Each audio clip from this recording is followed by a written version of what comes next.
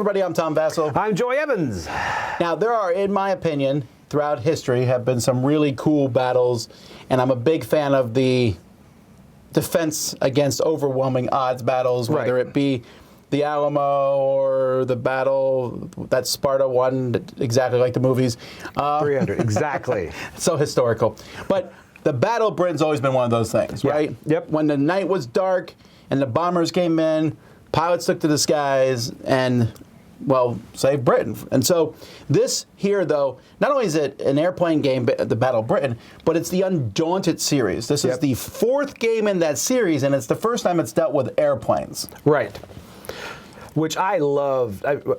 Just the feeling of that. This is my first venture into the Undaunted series, by the way. Yeah, it's a little interesting, so I want to get to two things. I played the other Undaunted games. This is the only one you played. Right. So we'll take a look at it. Here's how it plays. In Undaunted Battle of Britain, you're going to pick one of the scenarios. So there is a first contact scenario, then it adds in bombs, then cloud cover. And each scenario shows you how to set it up.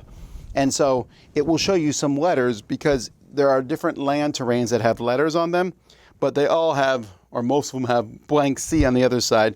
So it's a pretty easy board to set up, not to mention the fact that most of the land doesn't affect your flying airplanes. It shows you where each of your airplanes start. But more importantly is this page here.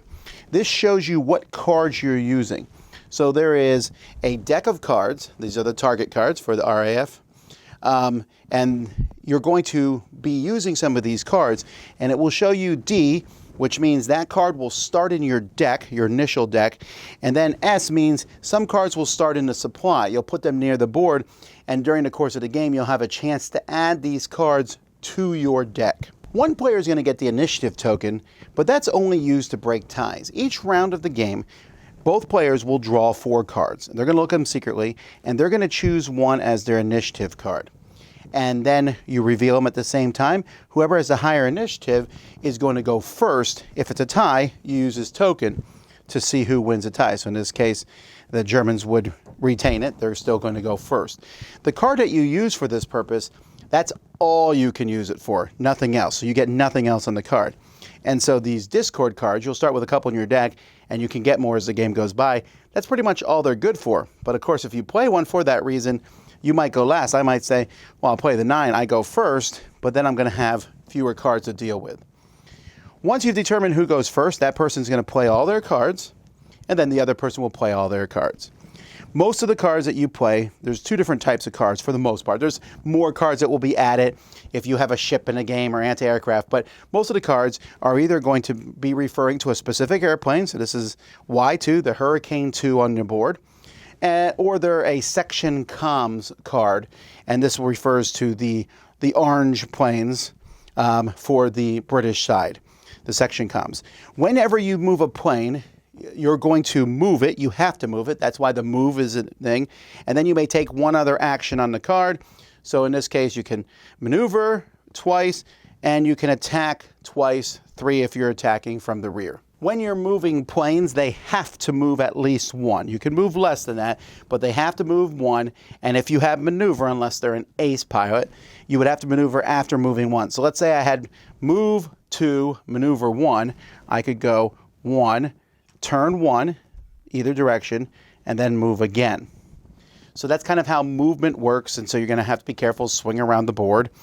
When you do an attack against somebody else, you're going to look at these dotted lines. You can see this plane here only shoots straight ahead out the front.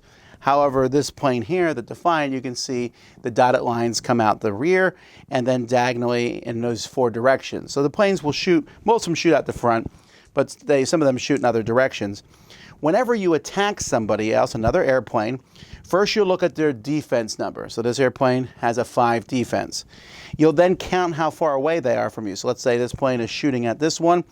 It'll be 1, 2, 3 hexes away. And so that's 3 plus this 5 is 8. And then things can give cover. If there were clouds in between, it would add 2. Each plane in between might add 1. But you're going to add up a target number. Then you'll have an attack. So let's say I'm just shooting straight here. So this is 5, 6, 7, 8. So then my attack is 2. I'll roll 2 dice, and I need an 8 or higher on at least one of the dice. Doesn't matter how many dice I roll. If so, I get a hit on my opponent. If you get a hit on one of your planes, you have to discard a card for that plane. That card they have a specific order. It comes from your hand if you have it, or your discard pile, or your draw pile. If you run out of cards for that plane, then that plane comes off the board. That's how you get rid of planes. And so that's the basics of planes. Some planes have bombs. You have to be on top of a ship, and you bomb a ship just like attacking. You roll dice for that. There's anti-aircraft guns, but that's the basics of how airplanes move around the board. Another important part of this game is called in comms.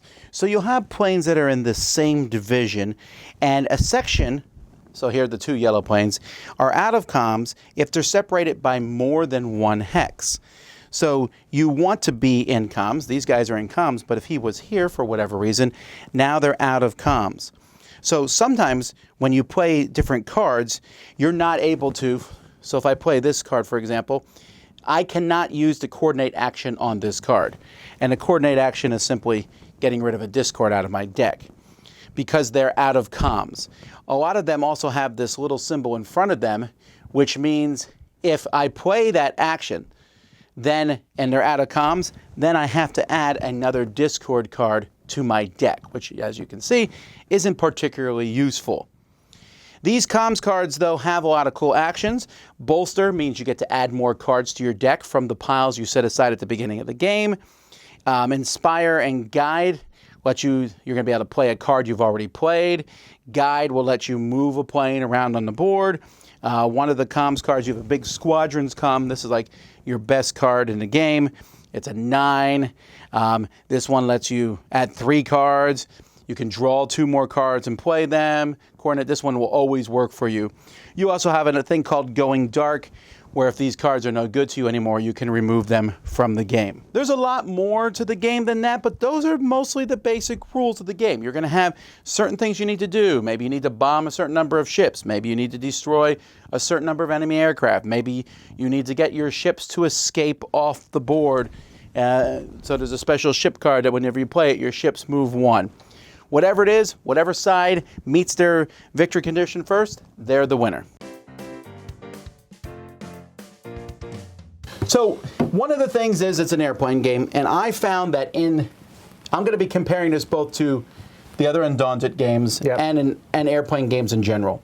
One of the things that has always boggled me about airplane games, I remember playing a game a long time ago where there was models and everything. Mm-hmm. We played it, and 3 hours later, the game was over, and the guy was like, that was about 2 minutes of actual flight time. And I was like, ow. Now, they've gotten better. Things like X-Wing or, the games that are similar to X-Wing have shown that we can maneuver quicker around the table. This one's fast, though. Your planes still don't move that quickly, but the gameplay, it's fast. It is. And this one I compare to, like I haven't played Undaunted, I've played X-Wing, things like that, so I'm comparing it to those. There are several things that I like about this that it feels good. The method of taking damage, I think is really a cool idea, taking those cards out of your hand until they're gone, and then you lose the plane. Things like that, and also the maneuvering. I really liked how smooth the flight and everything was with this. Yeah, it's not... The rules aren't particularly difficult, although, again, those, I think it's about all the Undaunteds, those command cards, you're like, what does Inspire do? What does Guide do? They're not particularly easy things to remember, but with the planes, it's easy. You move, you maneuver, you shoot.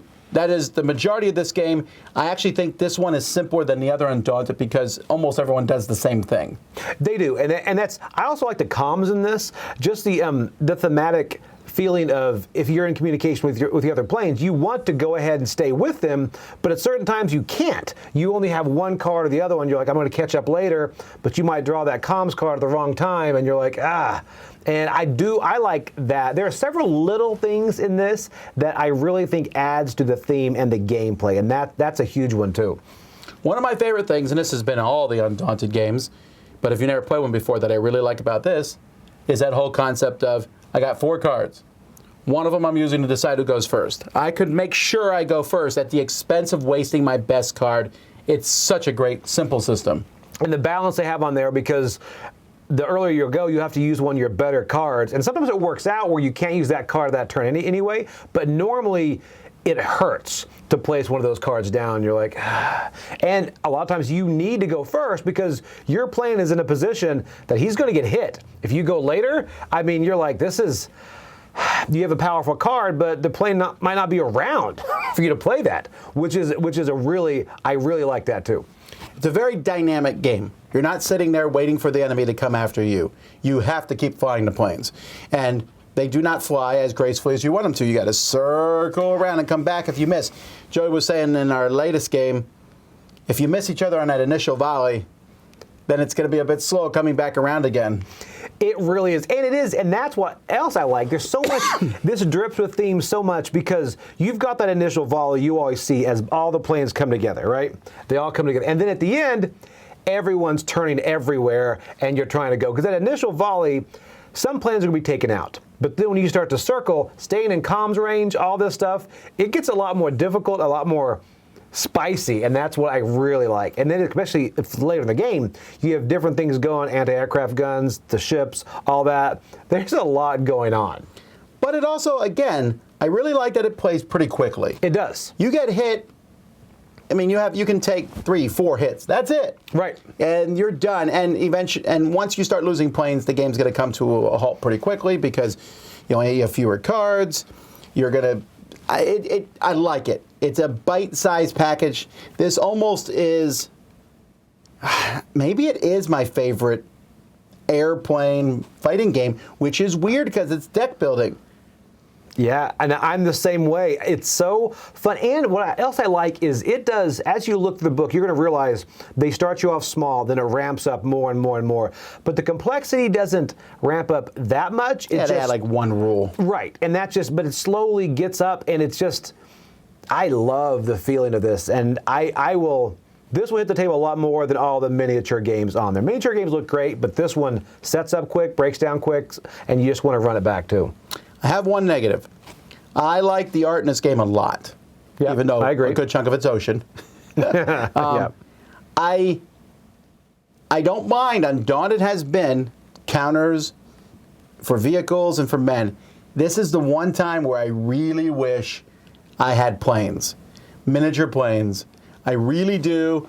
I found that I thought they used the same colors for the different squadrons on both sides, and the German ones have gray on the wings, and the British ones. But we should mention that symbol on the back of the cards definitely looks like a target symbol. That's a weird thing. Sometimes it's easy to go, that's my orange plane. No, that's my orange plane.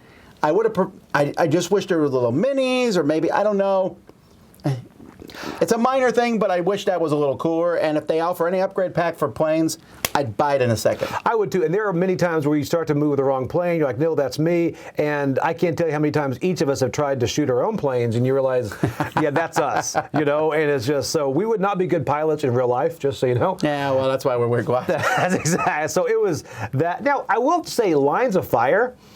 I mean, the majority of planes do go straight, you know. But then you've got those ones like, I think it's the Defiant, that it's got like the X, the lines of fire. And man, I hate chasing those because you want to come in on the side and you're like, I'm going to get hit here, here. I mean, that itself is really neat. And I don't know how that would translate to a mini, unless it's on the base or something. But that type of stuff I think is really nice as far as a variant on the planes. I also really like attacking on, you know, I've played so many games where like, what are the modifiers? Here I go. Defense, spaces, cover, roll the die. That's it. Are you in front? Are you behind? This is how many die you roll. It's quick because the turns go quick. That's what I do like about it. I like this a lot. Me too. Like I said, it's one of my favorite plane games. I don't know if it's my favorite Undaunted game. I still like the vehicles and the men, the North Africa one, but this one is pretty solid. I'm giving it an 8.5. It's fast. It plays smoothly. It's easy to set up. I mean, I don't want to play war games sometimes I want to play big giant war games. Sometimes I want to play quick ones, and this system just keeps singing for me. Yeah, I agree. I think I'm 8.5 as well. Funny coming the exact same, but I'm comparing this to things like Memoir 44, all this, and I would much rather play this anytime than those because I like the system. It's quick, and it scales up. It makes you want to go all the way to the end and keep going to get to the Battle of Britain.